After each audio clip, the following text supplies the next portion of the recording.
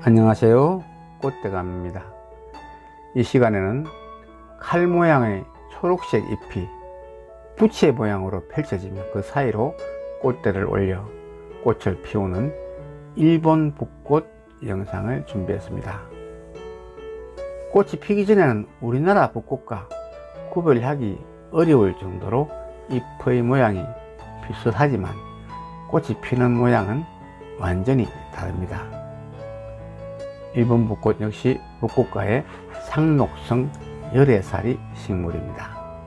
일본 전역과 중국, 타이완의 숲속에 물이 지어 자라고 우리나라 제주에서도 자생식물로 서식할 정도로 많이 분포되어 보기 흔한 꽃이라 할 수 있습니다. 번식력과 생명력이 강해서 구석진 곳이나 나무 그늘 및 그리고 잡초가 나는 땅에 심어두면 풀도 억제하고 꽃과 싱싱한 잎을 감상할 수 있어 관상용과 지피용으로 가꾸기에 정말 좋은 꽃입니다. 햇빛이 잘 드는 곳을 좋아하지만 건조하고 추운 곳, 그늘진 곳에서도 잘 자라기 때문에 키우기가 아주 편한 꽃입니다. 심어 놓기만 하면 특별히 거름을 필요로 하지도 않고 물 주기도 할 필요가 없을 정도로 가뭄에도 강한 꽃입니다.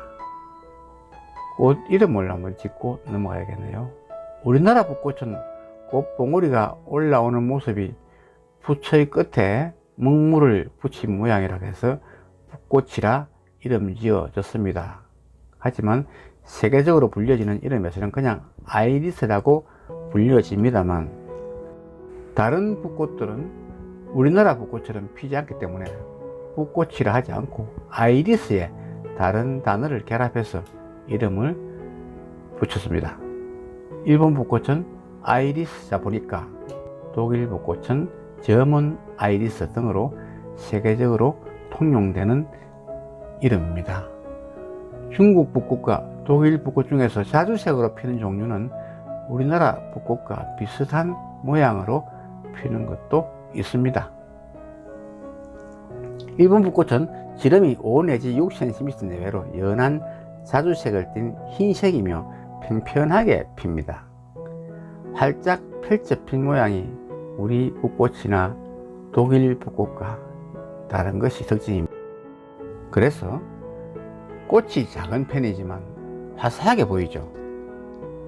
또 한 가지 비교되는 것은 우리 붓꽃은 꽃대 하나에 두 줄기로 나눠져서 두 송이의 꽃만 피우고 또 독일 붓꽃은 꽃대 하나에 어긋나게 네 줄기로 나누어져 네 송이만 피우는 데 반해서 일본 붓꽃은 꽃대 하나에 대여섯 송이에서 10송이가 넘게 피는 것도 있을 정도로 많이 핍니다.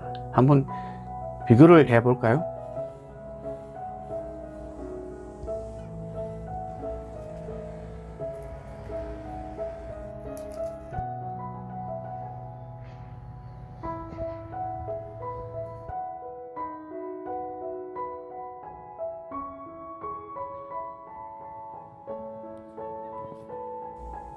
일본 붓꽃은 키 높이는 낮지만 작은 꽃이 많이 달려서 관상용으로 선호하는 꽃이죠.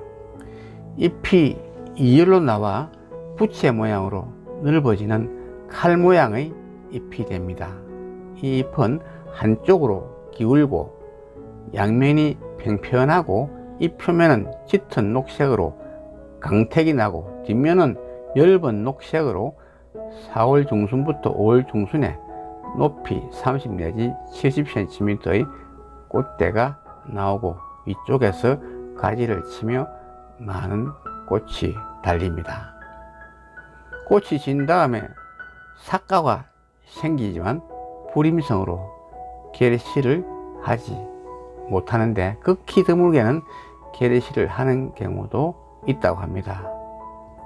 오랜 옛날에 중국에서 도입되어 야생화로 되었지만 기아 식물이란 설이 있습니다. 그리고 에도 시대에 기록되어 있어서 사전 기아 식물로 보는 견해도 있고 일본에 머물렀던 식물 분류학의 아버지라 일컬어지는 린네의 제자인 던베르그의 눈에 띄어 학명 중 종명에 일본을 뜻하는 자포니카가 들어가 일본의 고유식물로 여기게 하고 있으나 원산지는 중국이라고 합니다.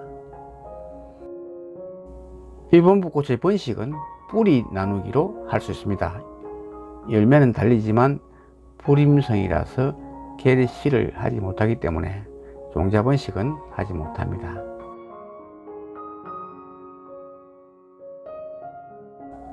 뿌리 나누기는 이른 봄의 어린 뿌리에서 여러 줄기가 많이 퍼져 나오는데 봄이나 가을에 줄기째 뽑아서 옮겨 심으면 됩니다. 굵은 뿌리가 옆으로 뻗으면서 자라나 군락을 이루는 것이 우리 붓꽃의 특징과 매우 비슷합니다.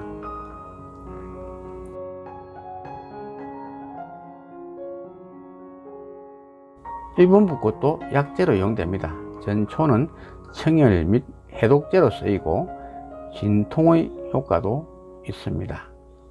뿌리는 하제, 즉 변비 환자에게 설사가 나게 하는 약으로 이용한다고 합니다. 원산지는 중국인데 일본 붓꽃이라 불리는 꽃, 일본 붓꽃에 대해 준비한 영상은 여기까지입니다. 오늘의 시는 좀쓴박이 꽃입니다.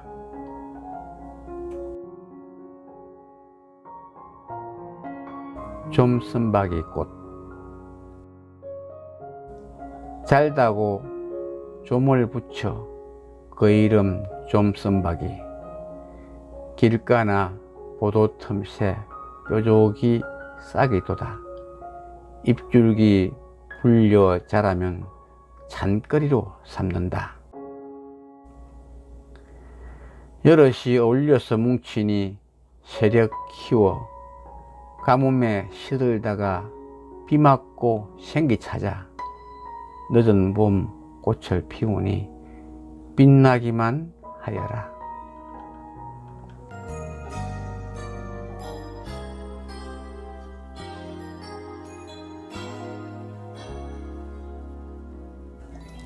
시청해 주셔서 감사합니다.